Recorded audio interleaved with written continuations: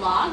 And my name is Mommy Maika. You can find me on Instagram at Mommy Maika 2nd. So for today, what we're going to talk about is the Hermes Birkin in size 35. So kasi last week, merong nagpa-concern sa akin ng Hermes Birkin. And for Hermes items kasi, ang requirement namin is dapat meron siyang certificate of authentication.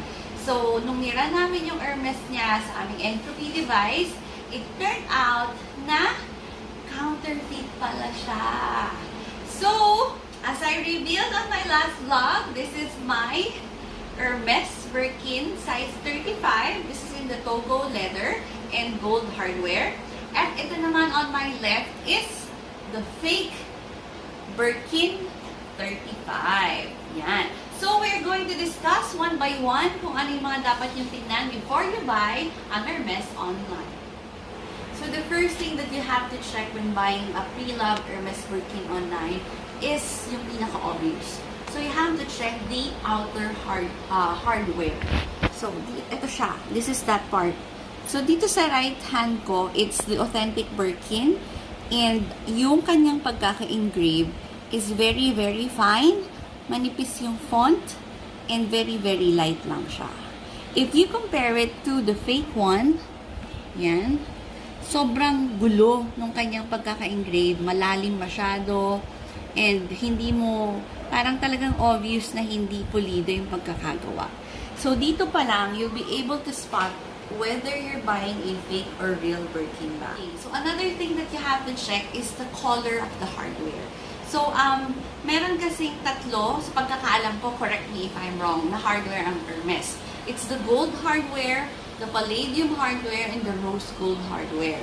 So, this one is, yung kino-compare natin right now is the gold hardware.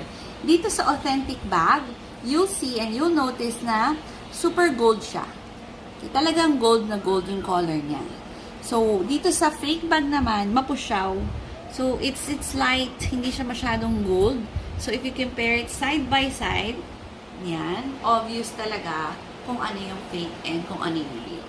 The third thing that you have to check is the stamp.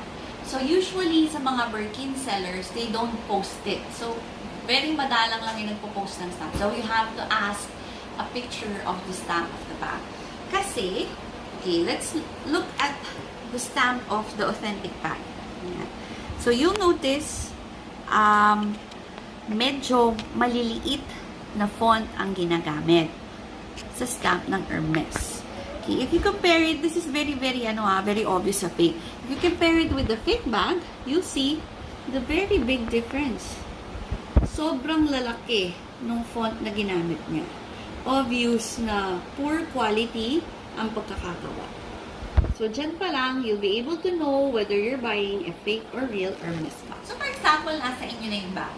So, syempre, ang binibili nyo is size 35. So, you have to check, syempre, yung size ng inyong Birkin.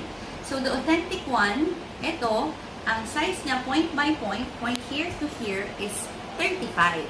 While dito sa fake bag, ang size niya is 34 and a little guhit more. Okay, so konti lang yun nila kasi hindi siya umabot ng 35. But with Hermes, syempre, napakapulido din gumawa. So, dapat saktong 35 cm yung size ng end by end. Okay, so another thing that you have to check is the outer leather logo. Saan nyo mahanap yun? Eto siya.